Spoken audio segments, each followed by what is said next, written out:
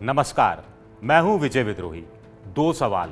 एक, क्या ममता बनर्जी, जगन मोहन रेड्डी और शरद पवार कांग्रेस में वापस लौटेंगे? क्या इसकी गुंजाइश भी लगती है? दो, क्या समान विचारधारा यानी लाइक माइंडेड पार्टीज कांग्रेस के साथ राष्ट्रीय स्तर पर तालमेल करेंगी? क्या कांग्रेस की अगुवाई में ऐसा हो सकेगा? इन दोनों सवालों की आज हम विवेचना करते हैं।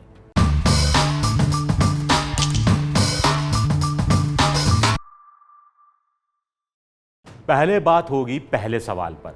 आप सोच रहे होंगे कि अचानक से यह सवाल क्यों उठाया जा रहा है कि कांग्रेस छोड़कर गए नेताओं की मूल कांग्रेस में वापसी होनी चाहिए। सवाल इसलिए उठाया जा रहा है क्योंकि सोनिया गांधी को जिन 23 कांग्रेस नेताओं ने खत लिखा था, उसमें कहा गया था कि कांग्रेस को ऐसी कोशिश करनी चाहिए, यानी बंगाल में ममता बनर्जी, महाराष्ट्र में शरद पवार और आंध्र प्रदेश में जगन मोहन रेड्डी की वापसी होनी चाहिए। ममता बनर्जी कांग्रेस इसलिए छोड़कर गई क्योंकि बड़े नेताओं ने तवज्जो नहीं दी। ममता के हाथ में बंगाल की कमान नहीं सौंपी। वाम मोर्चे से मुकाबले के लिए उन्हें सियासी गोला बारूद नहीं दिया। शरद पवार सोनिया गांधी के विदेशी मूल के मुद्दे पर तारिक अनवर, पीए संगमा के साथ पार्टी छोड़कर गए थे। जगन मोहन रेड्डी के पिता वाईएसआर आंध्र प्रदेश के मुख्यमंत्री थे। हेलीकॉप्टर दुर्घटना में उनकी मौत हुई तो जगन मोहन रेड्डी ने मुख्यमंत्री पद पर दावा ठोका। ये ठुकरा दिया गया और जगन मोहन रेड्डी ने कांग्रेस को अलविदा कह दिया। वैसे बात असम के नेता हेमंत बिस्वा शर्मा की भी हो रही है या होनी चाहिए, जो नहीं हो रही है, जो कांग्रेस छोड़कर गए थे और आज पूरे उत्तर पूर्व में बीजेपी का कब्जा करवा चुके हैं। हेमंत बिस्वा शर्मा इसलिए कांग्रेस छोड़कर गए क्योंकि जब वो कांग्रेस के असम के मुख्यमंत्री गगोई के बारे में बात करने राहुल गांधी के पास गए तो राहुल गांधी अपने डॉगी में ज्यादा दिलचस्पी दिखा रहे थे। आज ममता बनर्जी बंगाल की 2 बार से मुख्यमंत्री हैं। जगन मोहन रेड्डी 2/3 बहुमत के साथ मुख्यमंत्री बने हैं। शरद पवार महाराष्ट्र के डी फैक्टो मुख्यमंत्री हैं। तीनों में एक समानता है, तीनों काबिल थे, लेकिन कांग्रेस आला कमान ने हीरे को नहीं पहचाना।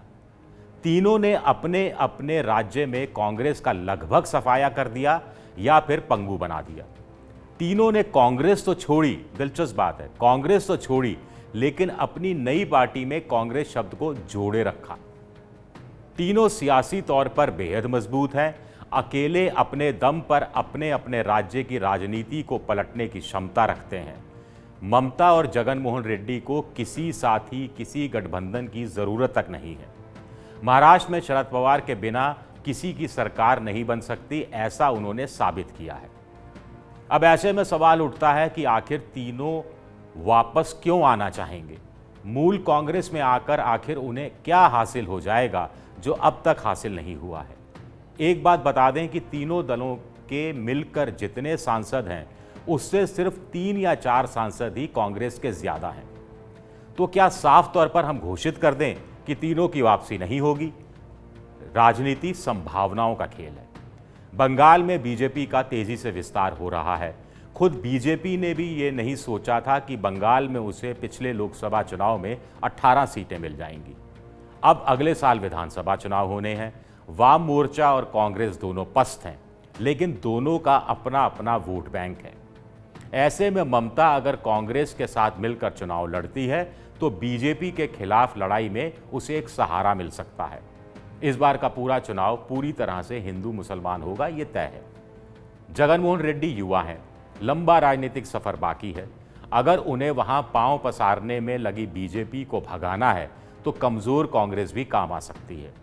शरद पवार सुप्रिया सूले में अपनी राजनीतिक विरासत देख रहे हैं। हो सकता है कि सुप्रिया सूले का ज्यादा भला मूल कांग्रेस में हो। वैसे भी वहां दोनों दलों के विलय की बात सामने आती रही है। कुल मिलाकर अगर तीनों की वापसी की जरा सी भी गुंजाइश अगर कांग्रेस देखती है तो खुद सोनिया गांधी को कमान संभालनी होगी। एक बात हम साफ कर दें, ना तो ममता, ना जगन और ना ही शरद पवार ने मूल कांग्रेस में लौटने की अर्जी दी है और ना ही ऐसी कोई इच्छा जताई है। गालिब का शेर है, हमें मालूम है जन्नत की हकीकत, लेकिन दिल के बहलाने को गालिब ये ख्याल अच्छा है। पिछले विधानसभा चुनाव में कांग्रेस ने वाम दलों के साथ मिलकर चुनाव लड़ा था। तब ममता बनर्जी अपनी जीत को लेकर आश्वस्त नहीं थी। तब कांग्रेस चाहती तो ममता बनर्जी के साथ उनकी शर्तों पर समझौता कर सकती थी। महाराष्ट्र में बिना कोई शर्त लगाए सारी कमान शरद पवार को सौंपी जाए तो शायद वो मान सकते हैं। जगन मोहन रेड्डी का तब बहुत अपमान आला कमान ने किया था। अब वहां भी जगन मोहन की शर्तों को मानना आला कमान की मजबूरी होगी। क्या आला कमान ऐसा कर पाएगा? युद्ध जीतने के लिए लड़ाइयां हारनी भी पड़ती हैं। हॉकी हो या फुटबॉल, हर बार डी तक गेंद ले जाने का मतलब गोल करना नहीं होता। बैक पास भी दिए जाते हैं, फिर से मुंह बनाया जाता है और फिर डी पर हमला बोला जाता है, गोल करने का अवसर तलाशा जाता है। इतना संयम अगर कांग्रेस आला कमान में है तो कुछ भी संभव है, नहीं तो सब कुछ असंभव है। जहां तक सवाल नंबर 2 का सवाल है तो विपक्षी दल एक मंच पर थोड़ी देर के लिए तो साथ आ सकते हैं, हाथ भी मिला सकते हैं, विक्ट्री का निशान भी बना सकते हैं, लेकिन इसके आगे कहानी जाएगी ऐसा लगता नहीं है। आखिर समान विचारधारा वाले दलों के साथ सबसे बड़ी कमी यही है कि वोट बैंक भी सबका समान होता है। ऐसे में जब चुनाव आते हैं तो सारी समान विचारधारा समान वोटों में ज़्यादा से ज़्यादा सेंधमारी में लग जाती है। वैसे भी विपक्षी दलों को इनकम टैक्स, ईडी, सीबीआई एक होने देंगे ऐसा संभव नहीं लगता। ये सब आसान रास्ते हैं। पुराने कांग्रेसियों को साथ में ले आओ, विपक्षी दलों से हाथ मिला लो। मुश्किल रास्ता है सड़क पर उतरकर राजनीति करना, लंबी लड़ाई के लिए खुद को तैयार करना, कम से कम 10 साल के लिए सत्ता को भूल जाना।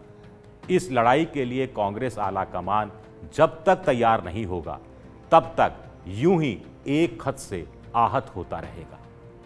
एबीपी न्यूज़ आपको रखे आगे।